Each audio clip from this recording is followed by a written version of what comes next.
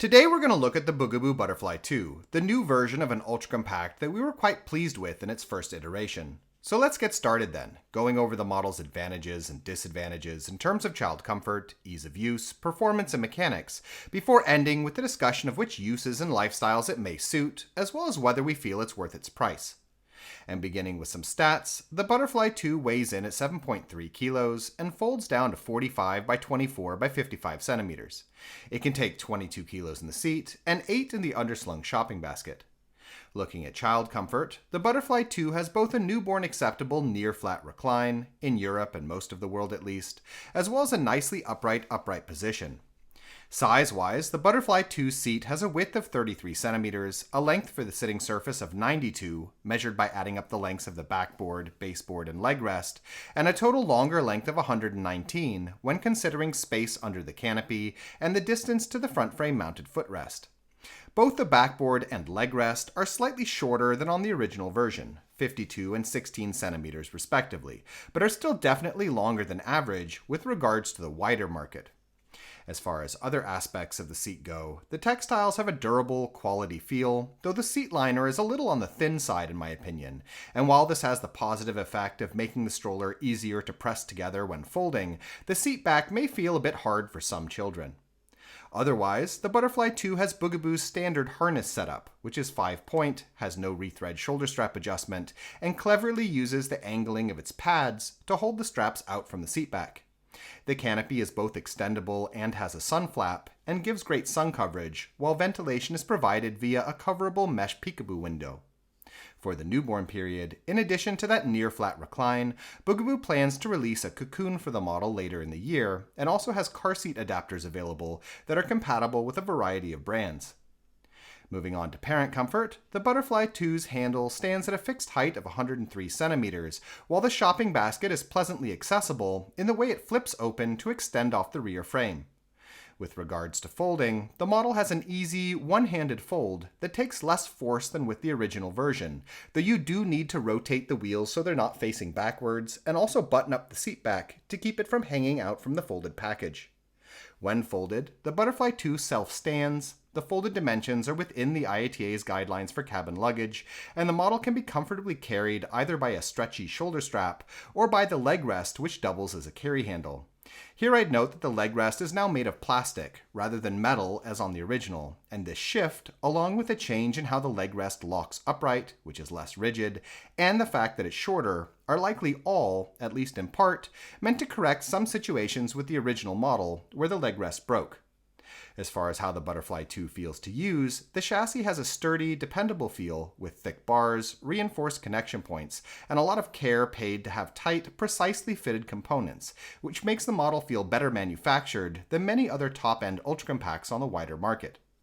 When it comes to driving, the Butterfly 2 has larger front wheels than the original version, 5.5 inches, and also has both front and rear frame suspension.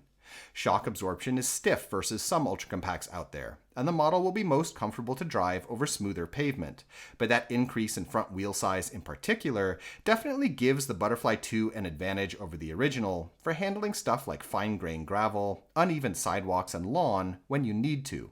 In addition, the rear wheelbase is also wider now, making the model feel less tippy when making sharper turns. Alright, let's move on to the mechanics of the Butterfly 2 then, starting with the folding system, which uses a singular pair of locking points at these thick, rotating elements on the handle arms that are released via a pair of wires running down from the button in the center of the handle, and that, when released, allow the rest of the chassis to fold symmetrically at a variety of hinged points, pulled together via an internal skeleton running from the support struts through the undercarriage.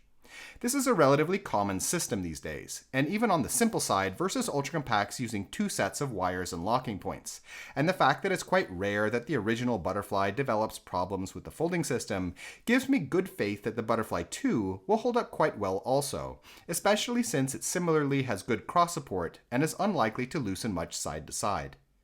Moving down to the rear frame, as already noted, the Butterfly 2 suspension is somewhat minimal, while beyond this, the brake system is rotation-based, which is a less wear-prone setup than wire-based systems in my experience, and has been shifted up atop the crossbar, making it both easier to use with flip-flops, as well as a bit more durable, as the pedal did occasionally break with the older setup.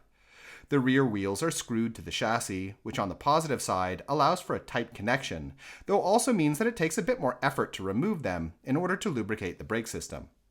The wheels themselves are durable with regards to the rims and bearings, and the rubber tires are also strong, unlikely to wear down quickly, and have a slightly raised rim at the apex, which makes steering lighter and slows tire wear, though this rim is less substantial than on other Bugaboo models and is probably apt to get rubbed down relatively quickly. Looking lastly at the front end, there's again that boost in wheel size, which is really nice for better handling obstacles. Suspension is a little more noticeable here, and there are no swivel locks, which is common with a lot of ultra compacts and not necessary for smoother terrain anyway. Unlike in the back, the front wheels are removable and sit a little looser in their housings, though they're tight enough in my opinion to be unlikely to develop serious wobbling problems down the line.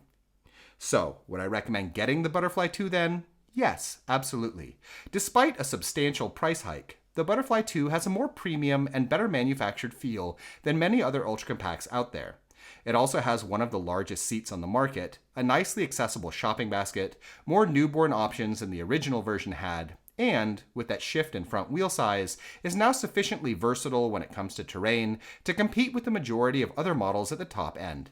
It can make a good choice for travel, for keeping in the trunk and pairing with a car seat, or even as your main everyday stroller if you live in a smoother urban or suburban environment. In any case, we hope you found this video interesting, and if you did, we ask that you subscribe, as it helps us to continue making videos in the future.